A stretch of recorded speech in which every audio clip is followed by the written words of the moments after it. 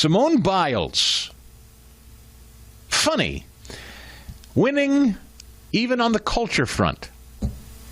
Old Simone has decided that maybe attacking Riley Gaines wasn't in her best interests, or at least her management team did. I guarantee you two things about Ms. Biles. She did not write this statement that was released yesterday, and it came out because her management team said, Simone, we're going to start losing some big-time contracts. This is going to become a problem. And why? Why have the people around Simone Biles pre-written a statement that she released yesterday? Here's what it says, incidentally. If you haven't been following this, Simone Biles, of course, attacking Riley Gaines because Simone Biles says, oh, men should be able to put on my little gymnast outfit and compete against me. Now, everybody knows that a male gymnast competing against a female gymnast, he's going to win most of the time. It's a stupid notion. And all of these now famous women athletes who are on the end of their careers running around saying, let's let the men in and compete, Riley Gaines simply said, hey, Simone, if we let men compete against you, and by the way, you've been victimized by a man, and you asked the country for justified sympathy for a man that took sexual advantage of you for so many years, Dr. Nasser, a man victimizing you and so many other women. And the Gymnastics Association didn't protect you.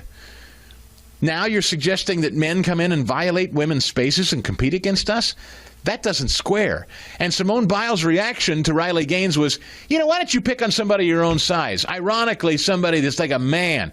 Meaning, I guess, attacking Riley Gaines, body shaming her or something, which, again, I say, if you've met Riley Gaines, she's tiny. She's tough, but I don't even know what that means. I mean, I guess Simone Biles is shorter. I don't know how much tinier can you get than...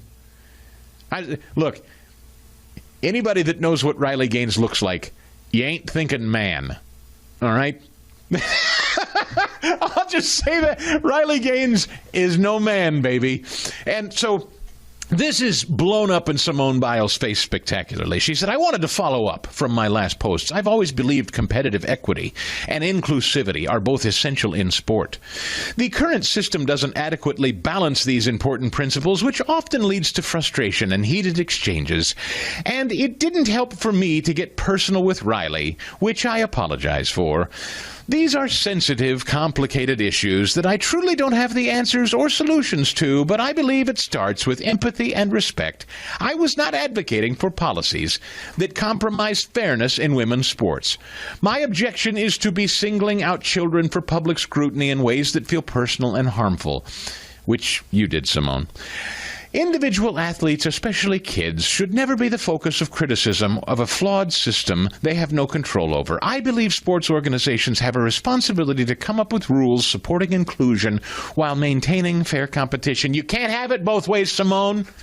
Whoever wrote this for you, it's not going to work.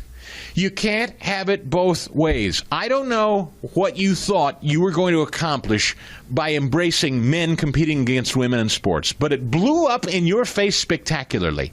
You're on the wrong side of history. Again, you feel it in your bones, winning. That's been the theme of the show.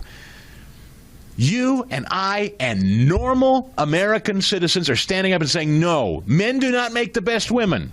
Illegal aliens are not citizens. Enough. The Chris Stigall Show Podcast.